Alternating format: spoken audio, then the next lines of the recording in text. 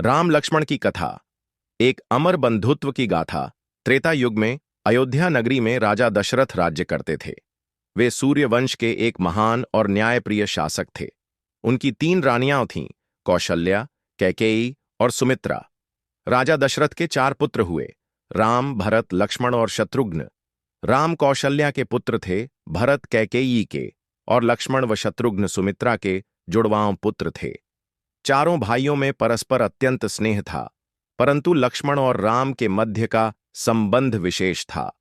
लक्ष्मण बचपन से ही राम की छाया की भांति उनके साथ रहते थे। राम के बिना उन्हें भोजन भी रुचिकर नहीं लगता था। वे राम के प्रति केवल भाई का नहीं, सेवक, मित्र और संरक्षक का भी कर्तव्य निभाते थे।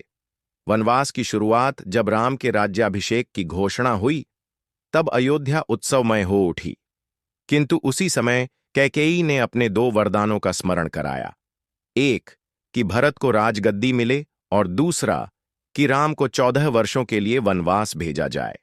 राजा दशरथ यह सुनकर शोक से मूर्छित हो गए। राम ने पिता की प्रतिज्ञा निभाने के लिए वनवास स्वीकार कर लिया। जब लक्ष्मण को यह ज्ञात हुआ, वे अत्यंत क्रोधित हुए। उन्होंने राम से कहा, भैया, यह अन्याय है, मैं इसका विरोध करूंगा। पर राम ने उन्हें शांत किया और कहा, लक्ष्मण, यह पिता की आज्ञा है और हमारी मर्यादा यही है कि हम उसका पालन करें। लक्ष्मण ने विनम्र होकर कहा, भैया, जहां आप रहेंगे वहीं मेरा स्थान है। मैं आपके साथ वन जाऊंगा। मैं आपके लिए कंदमूल लाऊंगा, आपकी रक्षा करूंगा और सेवा करूंगा। राम ने स्नेहपूर्वक उनके कंधे पर हाथ रखा और मुस्कुराकर कहा, आओ लक्ष्मण, चलो हम धर्म के मार्ग पर साथ साथ चलें। इस प्रकार राम, लक्ष्मण और सीता वनवास के लिए निकल पड़े। तीनों ने 14 वर्षों तक वन वन भ्रमण किया, अनेक अराशियों से भेंट की, राक्षसों का विनाश किया और धर्म का पालन किया। वन का जीवन और लक्ष्मण की निस्वार्थ सेवा। वन में लक्ष्मण ने सीता और राम की सेवा को ही अपना जीवन धर्म बना लिया। वे स्वयं कुटिया बनाते, कंदमूल फल लाते, रात्रि में पहरा देते और सदैव राम की रक्षा में तत्पर रहते। सीता को बहन के समान मानकर वे उनकी हर आवश्यकता का ध्यान रखते।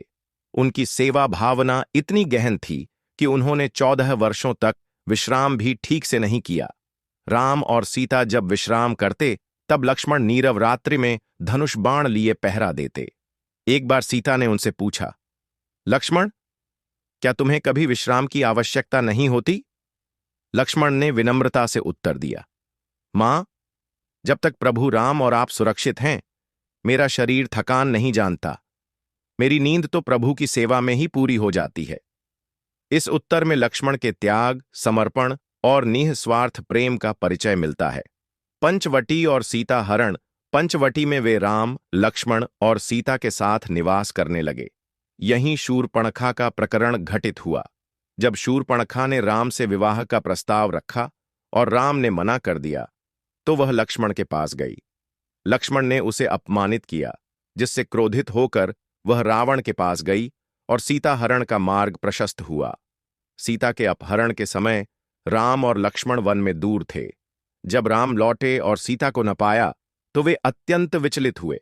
लक्ष्मण ने उन्हें संभाला और वचन दिया, भैया, हम माता सीता को हर हाल में ढूंढ लाएंगे। चाहे लंका क्यों न जाना पड़े, हम रावण से टकराएंगे।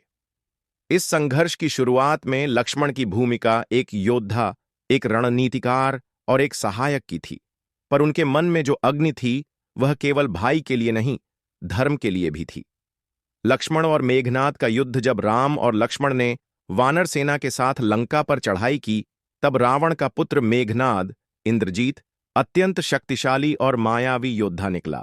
उसने लक्ष्मण को शक्तिबाण से घायल कर दिया।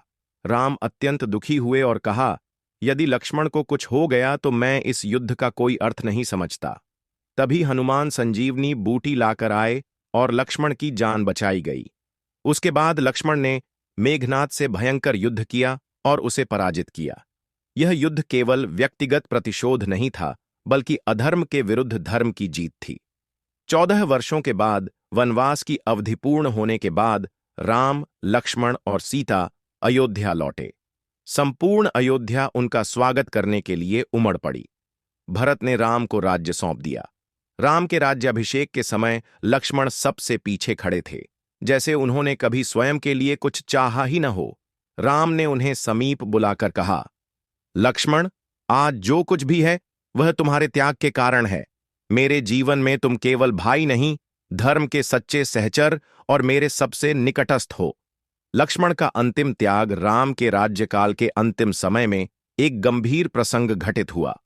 यमराज राम से एकांत में बात करना चाहते थे और उन्होंने कहा कि यदि कोई इस वार्ता को सुनेगा तो उसे त्याग करना होगा। राम ने लक्ष्मण को द्वारपाल बनाया। इसी बीच एक आर्षे, दुर्वासा, आए और लक्ष्मण से राम से मिलने की जिद की। जब लक्ष्मण ने उन्हें रोका तो राक्षसी ने श्राप देने की धमकी दी। धर्म की रक्षा के लिए लक्ष्मण ने राम की आज्ञा भंग करते हुए राक्षसी को अंदर जाने दिया। वार्ता में व्यवधान होने के कारण राम को वचन निभाना पड़ा। उन्होंने दुखी मन से लक्ष्मण से कहा कि उन्हें त्यागना होगा। लक्ष्मण ने मुस्कुराते हुए कहा, प्रभु, यह मेरा सौभाग्य है कि मैं अंतिम क्षण तक आपकी सेवा में रहा। अब मैं सरयू नदी में जाकर शरीर का त्याग करूंगा। लक्ष्मण ने जल में प्रवेश किया और योग बल से शरीर त्याग दिया। उनका यह त्याग भी उतना ही पवित्र था जितना उनका जीवन। उपसंहार राम और लक्ष्मण की कथा केवल दो भाइयों की कथा नहीं है। यह त्याग, समर्पण, धर्म और कर्तव्य की परम गाथा है।